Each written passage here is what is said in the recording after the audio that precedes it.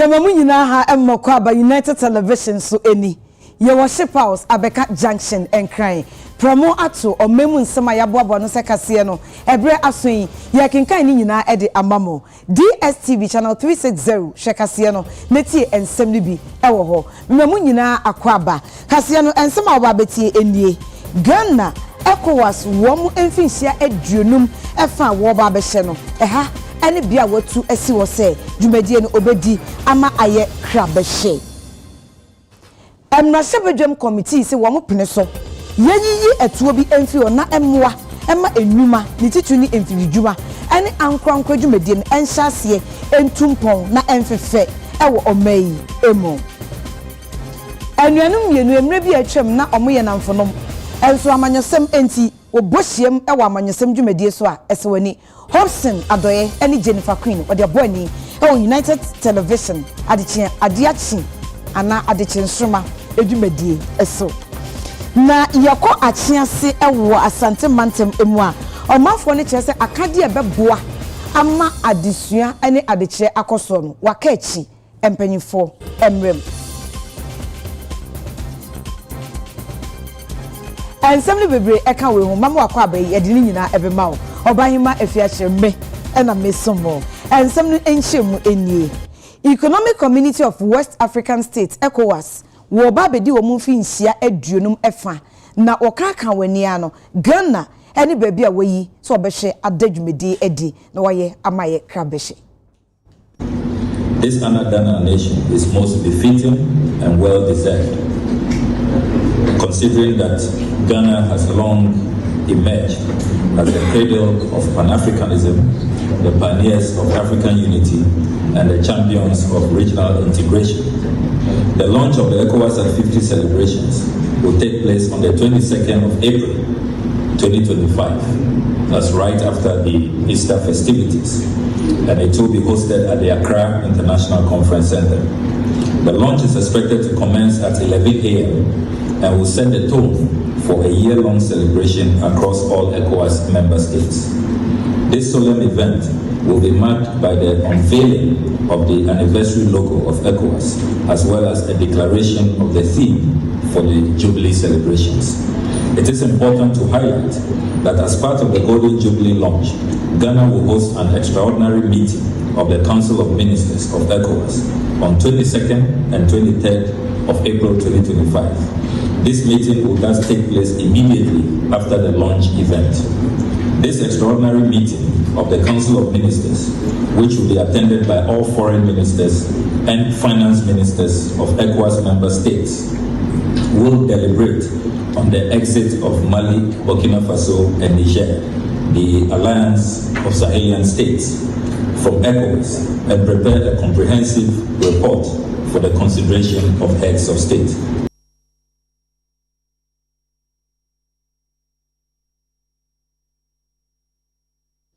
Opposition NPP amanyoko wama bone committee bi emu nipa ye enkron se womo enhwe na emra womo de ebo ekuo no ho eban no wonye emu nsakran na tumi aboa ama wahwehwem yie de koba ya afrase abaye tuye no mudi encho ene omopem ko anim na enema ebetumi aboa. Somewhere in January, National Council had an emergency meeting, and at the emergency meeting, the council set up a review committee to do a postmortem of the 2024 elections. And today, the committee led by Reverend Professor Michael Kwe submitted their report to National Council. National Council accepted the report, but there are several steps that we need to take as a party. As we receive the report today, we need to sit down and deliberate on the report. And key among the discussions that we had at National Council, and also based on the summary evening presentation that was done by Professor Michael Kwe,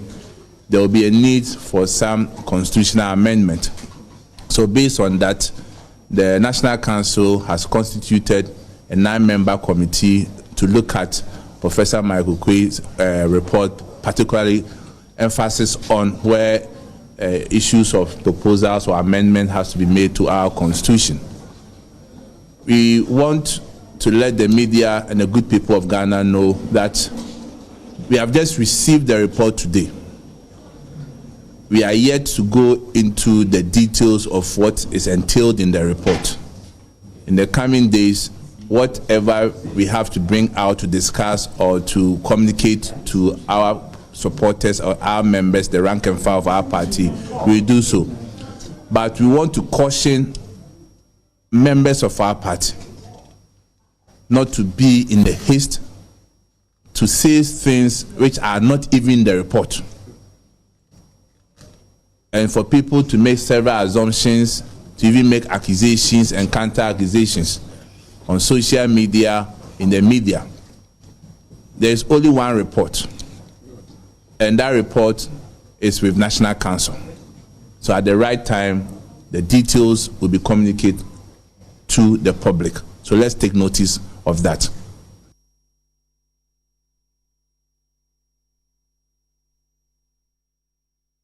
Minority Leader Honorable Alexander Afenyo-Markin wodi ato atemwo adwuma no eni emumpanyimfo nyina enim se ma wompene so ne ochena so eka ho emma omampanyi John Dramani Mahama enka se ne nsa ka petition bi afi Ghana for me nsa bi nchen enti ogina so tutu anamo abeyi Chief Justice eye Justice Gertrude Tukono ede afi abanwa so wose ma wonyi ntunkra esan se ohun ne se amanyosem bi eforiforim.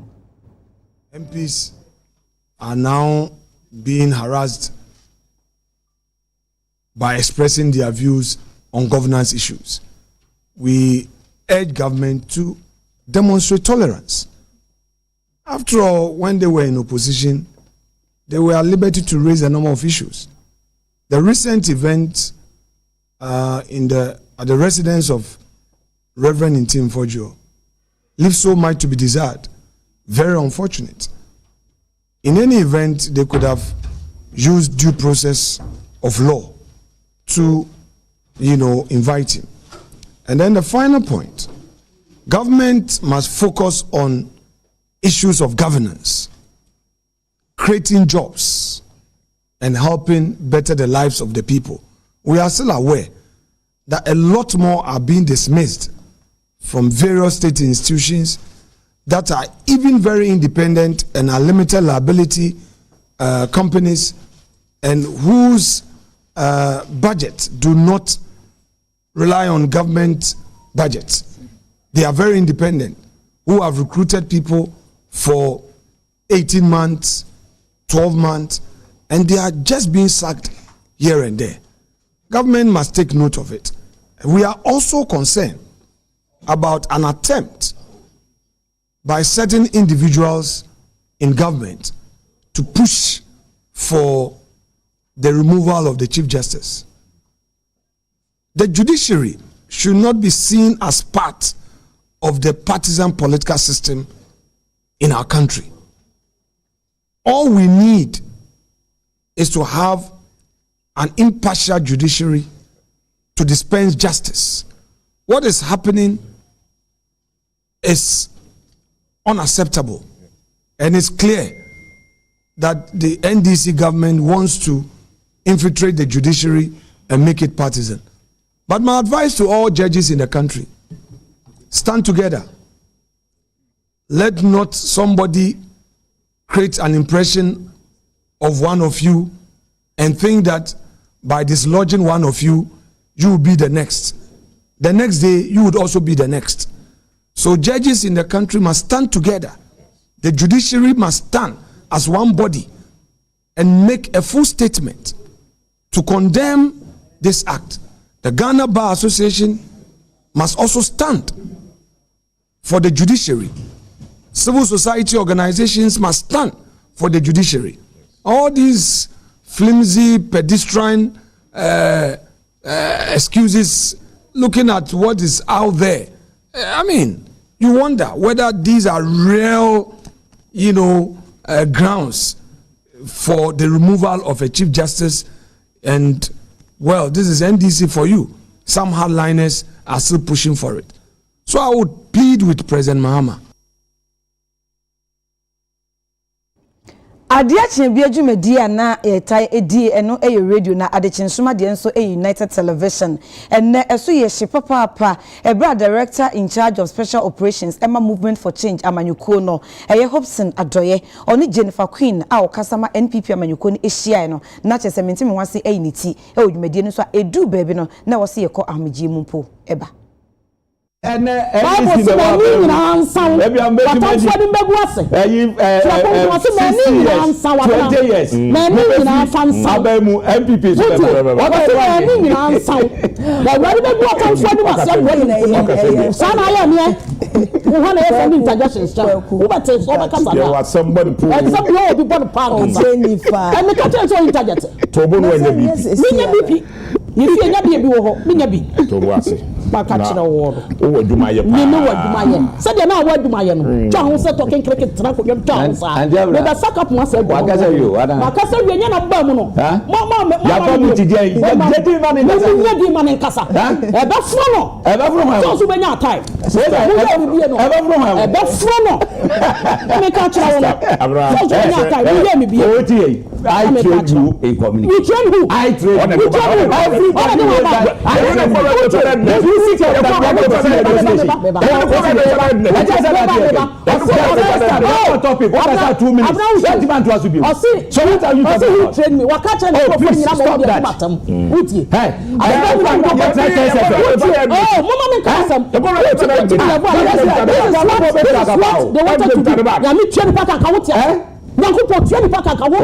Look at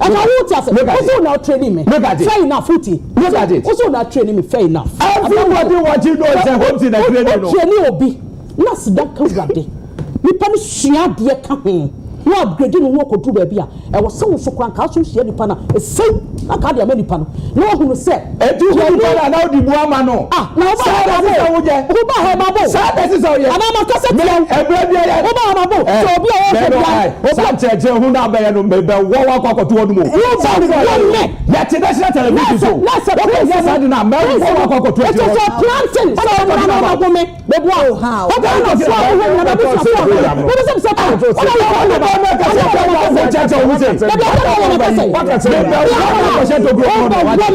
on this show.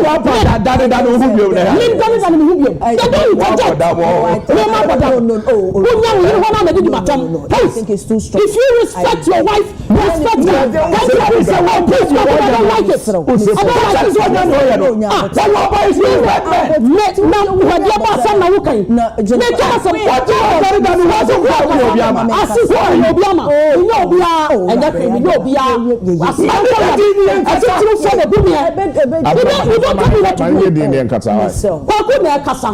Jennifer gave me funny interjection I came in. Jennifer, I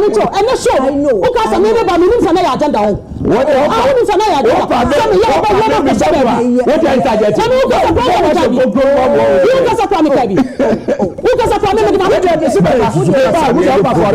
Jennifer, and we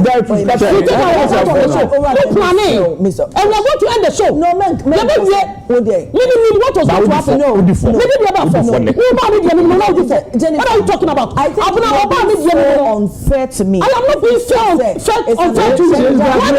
When they interjected me, did you stop them? Please, Mr. Me I come on the conversation. They say, "Come on, you know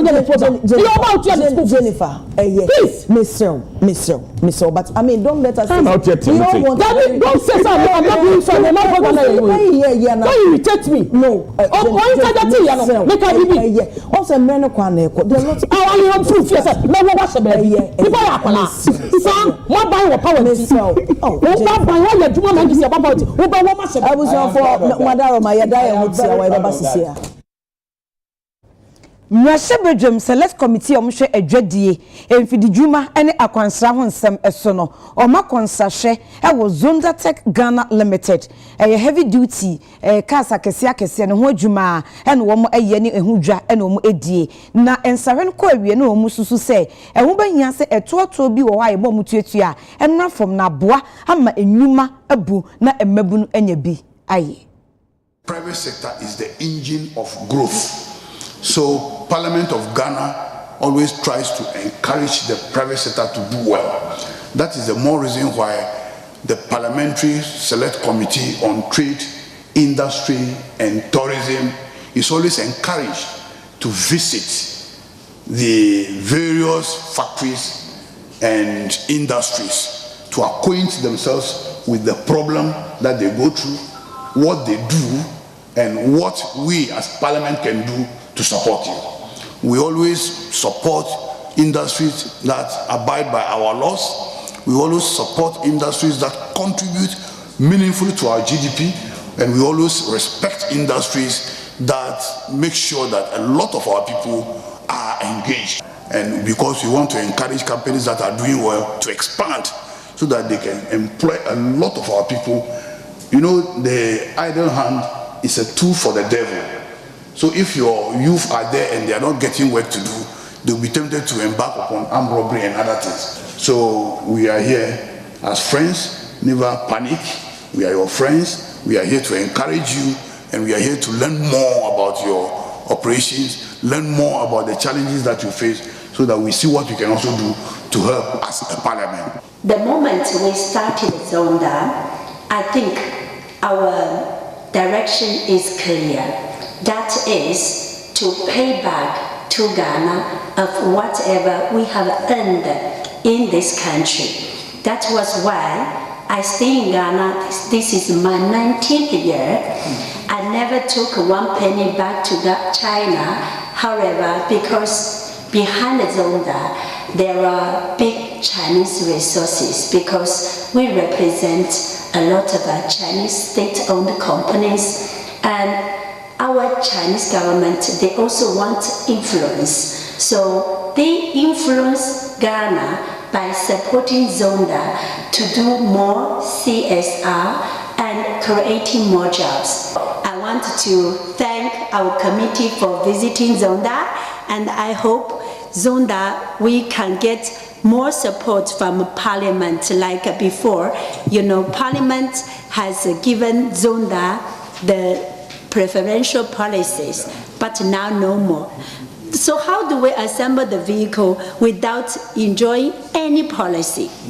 Yes, like before we enjoy the policy, when our material reach the harbor, we don't need to pay duty, the materials, but now we're paying everything. So it has greatly hindered our work, and we plead with the Parliament to pass the bill for us, the policy for us, to continue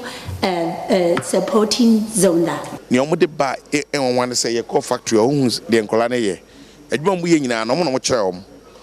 Sa ade kyerɛ mo de kyerɛ encola na aka mo mu ha afebɔ. Untimi ngi fi om nsɛm. Ama enne de nanka yintimi nye Ghana. Ene man ba wa mo school akoko engineering no. On ba ha ne be kyerɛ mo. Omtimi a is e de car into car no go box mu. Assembly na se kyerɛ say car no ye ba ne e din na go box mu. Bibia she box mu ne de be gina so mo hyehyɛ. And the assembly, and you need people are very smart, intelligent. With your chum, my dear woman, no much behind your side. Mijidi said, I was a showman crying. No much because you said a bear, or met me a bois, a man, and Mantian and Baba on page my neck Ghana. You see, some piano, because Susan said, the Omuye, Omo de Bico Cote d'Ivoire, any neighboring countries, Coton, and my foreign exchange, a bois, a minor. Our contribution to the GDP no has been extremely phenomenal. Bruno Mantam Swafo Honorable Joseph Adai Akwaboa wakan hontam se galamsey for de oni ombechia yam ititiu wo banda mensin wo Bruno Mantam emwochima se de wo ha adwe no ade a enkoye kra enuamu bi mu tonka shofa e de magaramsey for se yemfa anye garamsey hosem nti nananom monima mo wo ha de mesremo na mo de mo nan asifam na yatu garamsey ase ewo banda district ha ya banda district ya wo bui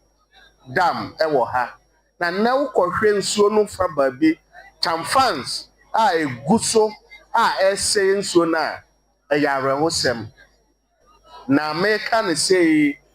na menye regional minister meyimani say yense yensuo yense ase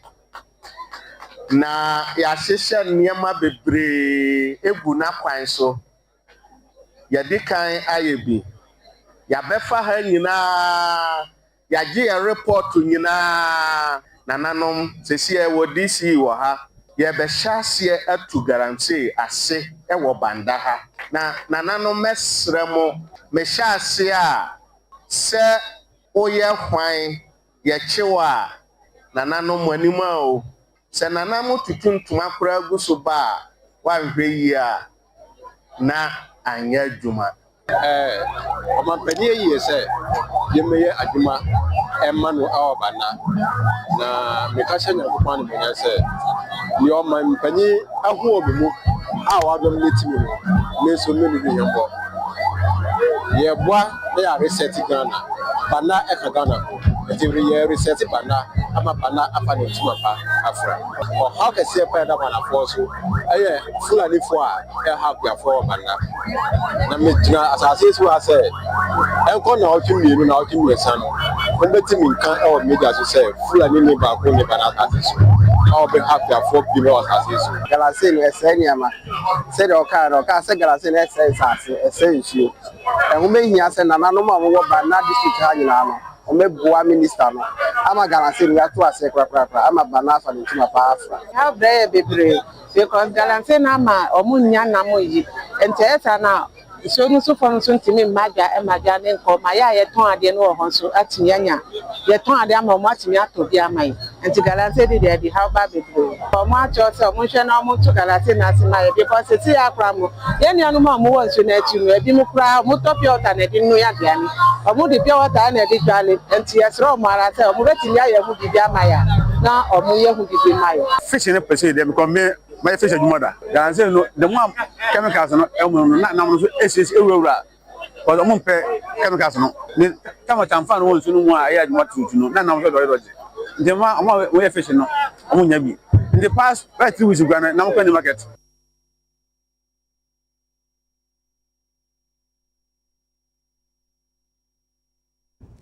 yɛde kaseɛ ne ekopiem ɛwɔ nyinahini na amanebo a efi o eto dwa ɛkyɛ sɛ osusu sɛ abranteɛ bi akɔkɔ no bɔ ama emu no etuo aka no ama prosi asonmu kwasi kyerɛma hae me de osumi ni aba bibi abɔkɔ deɛ nyame adom ɛda nyame ase fa nkyɛmu ni nyina maye ɛda ase paa wobɛtuo mu ɛwɔ asante mantam mu atoma mpɔno a kora yɛ kasa ɛyɛ kotokuo na ɛbɛnya hiye paa ɔtaa yɛ small scale mining ana galamsey adwumadie no bi ɛwɔ hɔ na no ana ɛno anadua ɔmante a ɔmo hɔ no bi no ɛpɔn kwan adwuma a ɔmo ba no abɔnefo ambrɔders abɛgyina pampim a me no kasa no ɔmo agyegye ɔmo sika agyegye ɔmo mobile phone nneɛma a ɔmo nyinaa ɔmo agye awie no mo yɛ no aberante bi ɛtɔ no makɛ lale wɔnyɛ mfie bɛɛ aduonu nsia ɔmo de etuo agyina ne nan so ɔbɔ ne nanom tu a ano ɔde yie paa ɔmo wie na ɛyɛ wɔn mo a ɔmo aka deɛ ɔmo ɛdɛ da fam ɔmo me no kasa yi aberante makɛ lale no ɛda yare pa so dendenden ɛwɔ kɔfanɔkye a yɛ dɔtafoɔ ɛma na yarehwɛ woda yɛ kotokuo mpɔtam hɔ no a ɛwɔ yɛ baabi a ɔmo taa yɛ small scale mining ne paa na akɔmfoɔ nso ho adwen apolisifoɔ a wɔwɔ ɛyɛ nkare ne pɔtam ɛbɔ mmɔden biara nanso esum ɛne kwan no si deɛ si tie ne ade no dumire bi a efi nɔnko nnondu kɔ deɛ na ɔhema ɛho yɛ ayɛ den tìmi no kasa deɛ aberante makɛ lale agye sɛ ɔmo akɔ ɔmo adwuma nipa bebree du ɛna ɔmo kɔɔ saa ɛyɛ small scale mining dwumadi a ɔmo ba no amrɔbɛs ababɛha ɔmo na deɛ ahisi sɛ ɛwɔ mu sɛ ɛnya deɛ a wɔafiri mu deɛ nanso ɔmo good akadeɛ ɔmo gyapadeɛ ɛwɔ ɔmo deɛ bɔnefoɔ nyinaa agye awie a ɔmo ato pia afɛdan apolisifoɔ a wɔn nkaeɛ no ɛne mpɔtɔm ani abere kɔdɔm sɛ wɔn bɛtumi ahwɛ na wɔn bɛtumi nye mpɔbɔnefoɔ a wɔn adi saa bɔne nti ɔhema ɔba nea ahini kotokuo mu a mmeranteɛ a wɔn ɛkɔyɛ small scale mining kakra wɔn ba no amrɔbɛs abɛhyia wɔn agyegye wɔn gyapade kwasi amrɔbɛs na ɔmo dodoɔ bɛyɛ sɛn na ɛpɔn wɔ n'akwan no so te sɛn ɛhɔ yɛ sum ɛhɔ yɛ dii kaa nkɔ bi mba ɔyɛma wobɛtie mu ɛwɔ ɛyɛ kwantinsi na wɔkɔ kotokuo mu hɔ no a ɛkwan a ɔhema aban dadaa no ayɛ na samsoɔ bi wɔ hɔ bridge bi wɔ hɔ a bɛnfie bɛɛdi osianie ɛyɛ adeɛ a ɛwɔfen ɛda hɔ nti ɛkwan a ɛha adwene aban yi baayɛ na ɔso ɔɔyɛ na ɔyɛma efi no nwɔtwe kɔ deɛ Tinamia make you not woof for Quano so are not annoying. Some say, Kobu or if any knows, Kotokrom, South Chrome, wouldn't do Kopimo man, Krasukunsu. Oh, you know, small scale mine and Ecowas. Now, I'm Robert, you know, him a few a hundred of a pet. And the people pay your bed, you knew a quad, you said, small scale mine to be a cost was some of them on the film on so on them Quanoswa. Or my son will put a beach now. I don't know, Tiano, upon ya, no, not the monk or mobile coffee. Or would you see or my money? I can't see a soon cabby or Emma. And what you said, Uber to me, be a and one year cannot be a young woman wanted to tell me more. I mean, no, I said, what you want to make any Timothy and I brand them like a lal and idiot. The same no, I said, it's true up on a 9 million. Minocas or for not here, I mean, a daughter for if you saw more air or Emma. Larry knew more preso kakrana.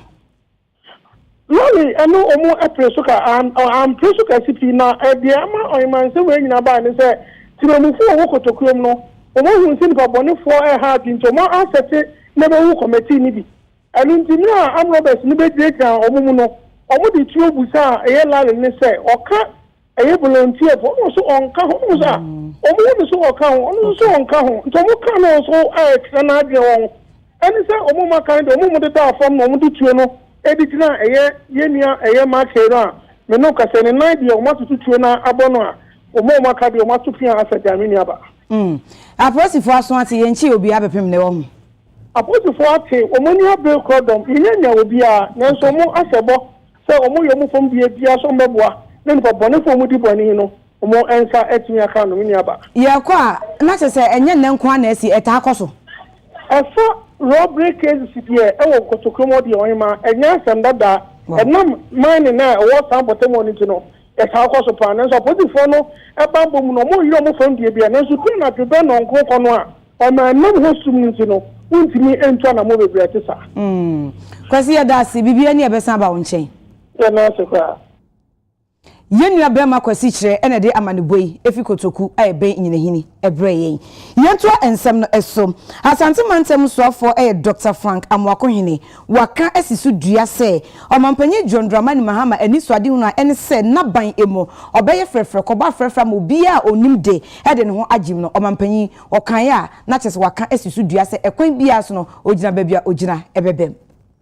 Asante mantama swafo munyamfo Dr. Frank Amwakohene no akasa ewo eye Kumasi Culture Center ni nyina ne ye afahye Ashanti Festival enhyehyeye a womo eye a womo ede boase Ghana for dodo no womo firi Asante mantama ne womo tia no ombeka womo abom na afi mponti djuma ebetimi autu empon na Asante mantama swafo munyamfo eye Frank Amwakohene eye nani suade hunu a wode asi nani so se afi bia sa afahye ebekoso na mra wo kasa no kire se mpapa mu de ye mfa nkyekire oman eye womo na enya media menka ho okira eno nya ade ebeboa eno nti okiremu a Ghana man panyine His Excellency John Dramani Mahama akase mpuntu djuma nkuto ena wose oye no Asante mantemanti obefre obi a so obi ambeka ho ewom se NDC ena ti aban mu nanso so no NDC fo nkwantimi nye obi a embeka ne ho na yentimi enkyekire eye Asante man Asante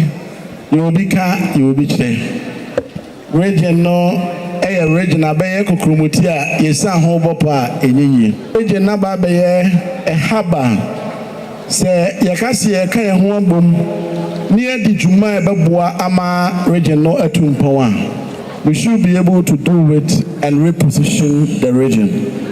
in areas of trade, commerce, education, health, infrastructure, BBA, Asante region edanso over the years yeah say now you focus on enema a divide more than enema a kan boom enti yeba as amanofo a that because the region united intino yeba we are not able to involve obibia in the developmental agenda of the region enti nankopon ya adomo a His Excellency the President of the Republic of Ghana, His Excellency John Dramani Mahama elsewhere in no adia o kachire say yam practice bibia your friend of inclusive governance in the chere say ya kam iba me nka bi amamuo ene nema ya de agugu akwa yi mu no ɛwɔ sɛ yɛ engage ɛyɛ nipa mu ne temamufoɔ no sɛdeɛ ɛbɛyɛ as ministers as aban mu mpanimfoɔ no yɛnka mmɛn temamufoɔ no sɛdeɛ ɛbɛyɛ a mpo yɛyɛ biribi na yɛkyea a yɛbɛhu ne ntɔm na yɛatumi akɔrɛkte ne ntɔm na boa ma ɔman no atumi afa ne ntoma pɛfira enti dwumadi a na yɛhu ne kakraka yi Ashanti Fest 2025 yi yɛhwɛ kwa yɛbɛfa so a yɛbɛtumi integrate sectors ne nyinaa na ebia atumi support wɔ mo ho.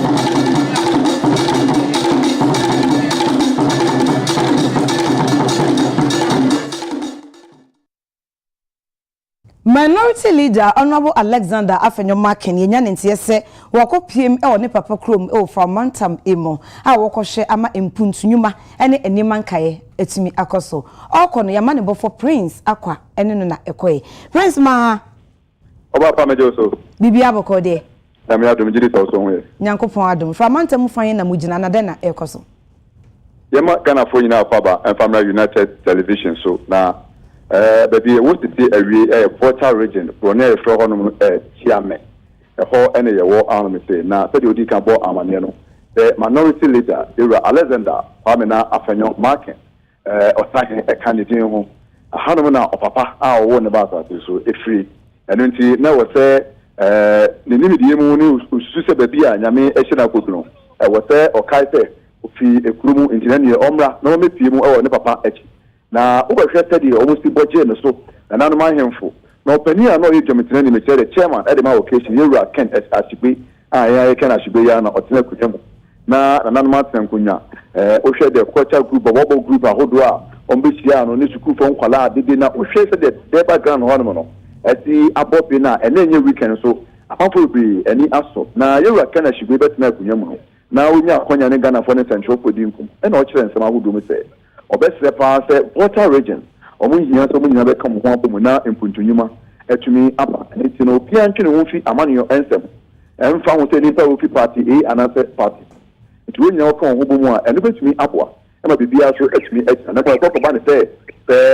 we MP na we friend na CPP enti se nipa no bi papa bi pa woni mu a mo hwe e ma ne emba mu a eno sa na ebe ha adwen pa na de ni nua afanya ye nani aso enti da se eburu obon pa ye se so afoforo mo so mo nya bi na me ato mo nsem no ababetu anamo esefata keta MP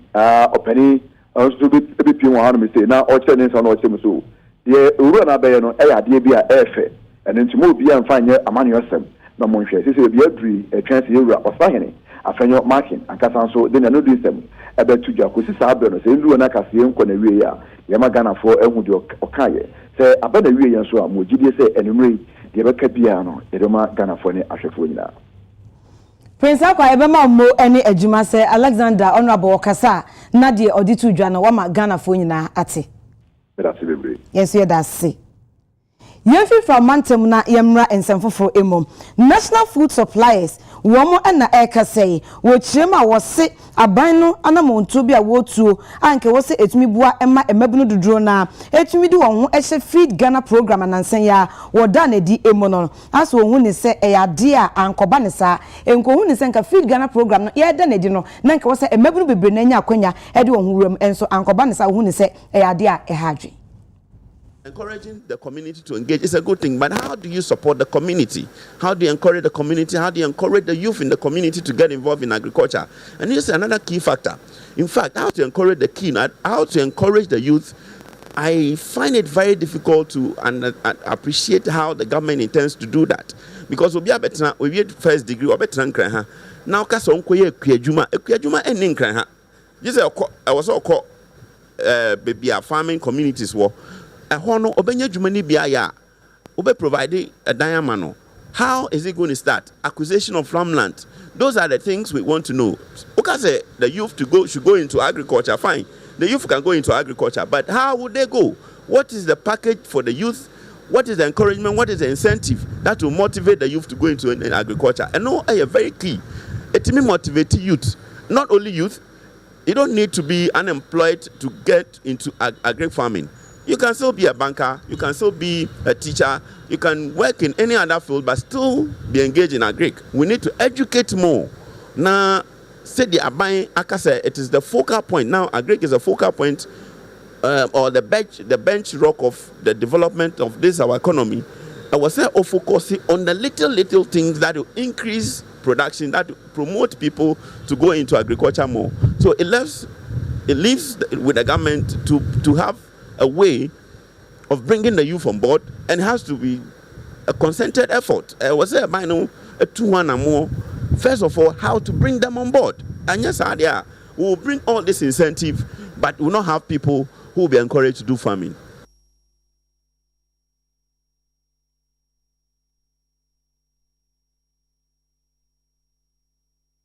United Television ya mane bo edu achi na ye ka ye nya insunsanso enura ye bo Ghana for amane se La Paz N1 kwantempo no so eye pani ko hwade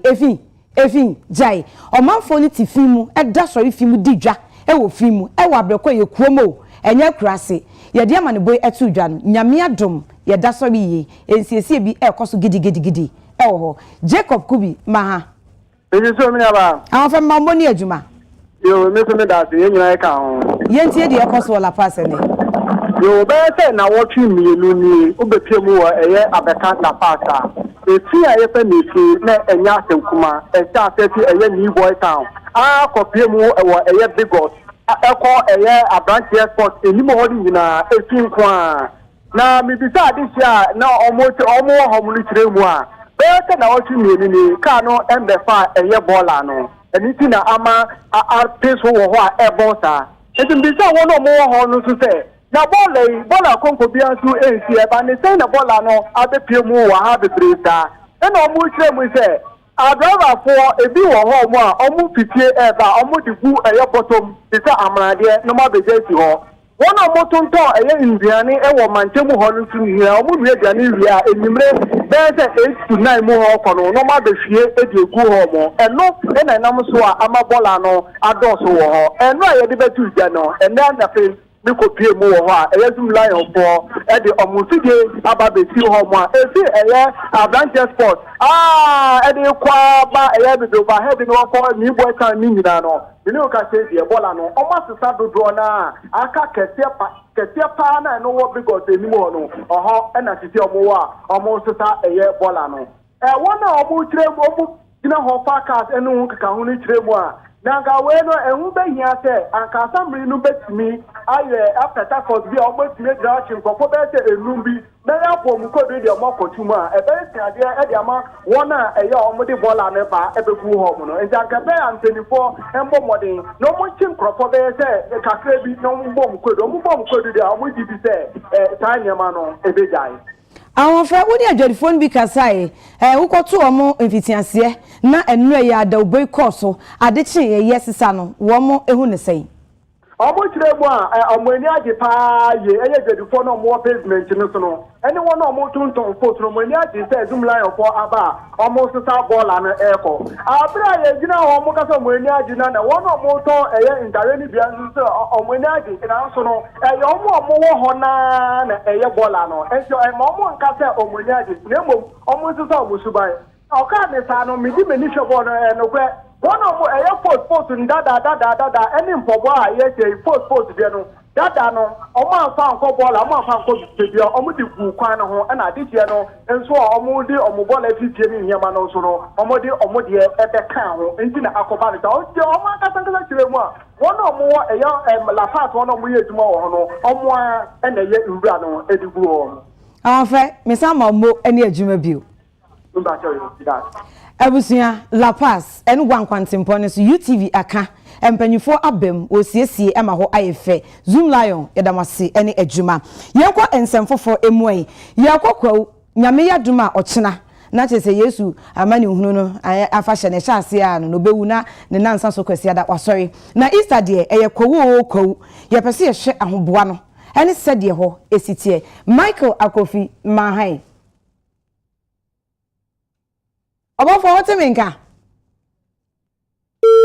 I was in for many of them, Michael Akofi, Ahoman, and Tomu, and she said to Toma, ye be bon komo e wo kowo ko ni ahwe se de ensem no ene ahoboa esitie atese ye boaboy ho akwakodi Easter no de ekoso e wo ko ni mpotamu nyina ye nsaka ya manebofo na ye de be mawo uguso a ehwe kasebo etie e wo United Television eso ye worship house Abeka Junction and Cry na channel 360 DSTV ubenya ensema horo ni nyina bi e wo a ye kenkan na ye de amaw ye to so dia na ye ko ensem foforo emo e de ama ahwefo ebra uguso a ehwe kasie ebe omanfo mo achianse e odwaben abato mpesua so e wasante mantemo e de adesede ato aban ene achianse mpanyifo nyina wo mo achichiri benche ya wotutu kwan nyina enim se wo momodin a so obema na ye omasem hia na achianse Methodist primary block no waba be siesie e de ama wo mo esanse adesua e de adeche enhyeda enkoyie kura ohia emoa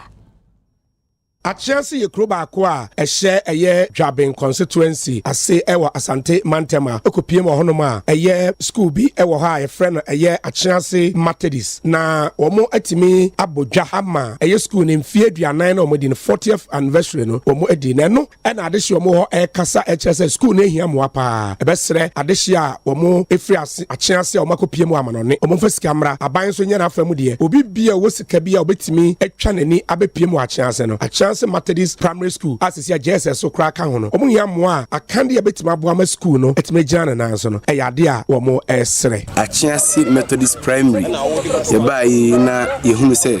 woko Roman JHS na woko D JHS no wo mo fofo so ho Achianse ye kese endi yehunu se Methodist no e wo primary yemfa sa akonya no so na yenti JHS nka ho se de be ya bebo Achianse man na Achianse ebese nya JHS ba akwa ka ho ama Achianse tra atre no enkra no ho hare wo mo amomotimi anya baabi pa atimi atena se asua de yetu yeni nso hwe school ya yetimu se school ya nya mfia aduanan 40 years nenso so hwe se de school yiti a hu se nya nika enti school na nkasa nso hia renovation enti ninti ni titira ye wo Ghana man yimu ni Achianse ekurudua yimu nyina nso so mu nyina mo ba na mbeboa ye ne a ye betimi asiesie primary school no na ya pagya JHS no nso so asio JHS no ye tupe ene wo krom ha ane wo primary schools no private one ka ho a ye 5 enti wo kɔ JHS no ma enkora na ba pie so pa enti ma ho kyerɛ aba ho enti yesre minister omampani eyi no se omeboa Achianse Methodist primary ye school no ebe kwan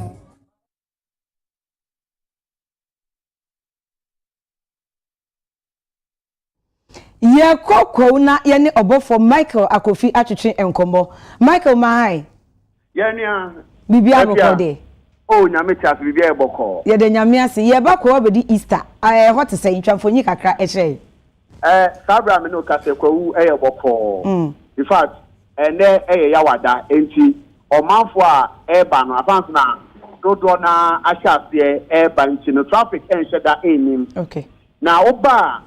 se advance na oba bepe ba bia dade a ene agi se opo nua bi nchen da ana se obeda bonchen hotels na ema hotels nyina ayema wow na ba se nso ebo omo de to so no enye fedi agrokra se ba se na ene yehwehwe ebi no ebi Chese night club keke no mo kwa platinum 15,000 ni ebi ho 10,000 and na 7,000 tu ni sika mbo boss ya na chese untumi enkosa night club no o shomo dan so bo a package no for nansa no ebi 25,000 ebi 15,000 ene ne ewo honom eti na chese ba se ya aha no mo hotels no omu jiri sika pa omu take advantage jiri sika enti hotels e won so ha no maame me no ka say yachi me ni Abigail enenam o chese so pe bi kwa na ekomisa bi say era na woche bosome mwantumi ambuki ans na moba ene ha ye ma o guest house anka nye kwa Easter nkofo nche dan patronize no ubekọ okra na eho nyina aye ma chese nkofo buki hotels ne bi bra ye di Easter na oba kroma ya femu afa eye mpaye so akọ kwatia akọ abetifi ene afi abetifi abefa obomin sabra me no ka say gina street after say yakọ obo aba ekwan ne so no na eso nye nti wobɛhu sɛ contractors ɛwɔ so from prior so traffic light sɛ mo akɔ obo sɛ mo tale mu ɛno akyi no wofo sɛ wokɔ paragliding site wɔ afi biara yɛbɛba no paragliding site no ɛso nyɛ wokɔ a ɛkwan no nyɛ baabi nyɛ afi atwa mu yɛbaa ne yɛhu sɛ contractor aba kwan no so a yɛnim so obɛgu so hyɛm ma yɛbɛpɛ yi ɔhaw bi ɛgye so nea ɔmo gu so mpo no ahyɛ aseɛ ɛtutu ɛna baabi a ɔmo twitwa si yɛ a na ɔmo nwie yɛ no ɛno nso ɔmo amfa ɔmo nsa nka anɔpɛ nea ɛhu sɛ grader abɛsiesie so kakra a ahɔhoɔ ɛreba ne nti no ɛbɛtumi afom ɔmo eti saa paragliding site no prepɛn ɛna contractor kɔ ɔmo de ama no ɔbɛwie saa site no ɛno yɛ asɛm bi saa afɔ ɔba kurom a ɔmanfoɔ a ɛba bɛdi dwa no afanso ɔmo yɛ startups a ɔmo bɔɔbɔ ɛndeɛ nsanom biara ne adeɛ ɛndeɛ obi mantwɛ bi na obi akɔgye ɛndeɛ na wabobɔ ne nneɛma na details bi ne adeɛ na ɔde atutu isu hɔnom a ɔba bɛdi dwa nti woba hanom a aduane tɔn ntade tɔn ɛna nsa ne nsuo ne adeɛ deɛ ɔmanfoɔ ɛgye deɛ ɔba bɛdi paa ɛno no a hanom yɛ bɔkɔɔ nti sport no ora ɔma stock fridges na yɛ ma ɛna bi nso bobɔ tables ne ade saa pɛpɛpɛ na street nso a ma start blocky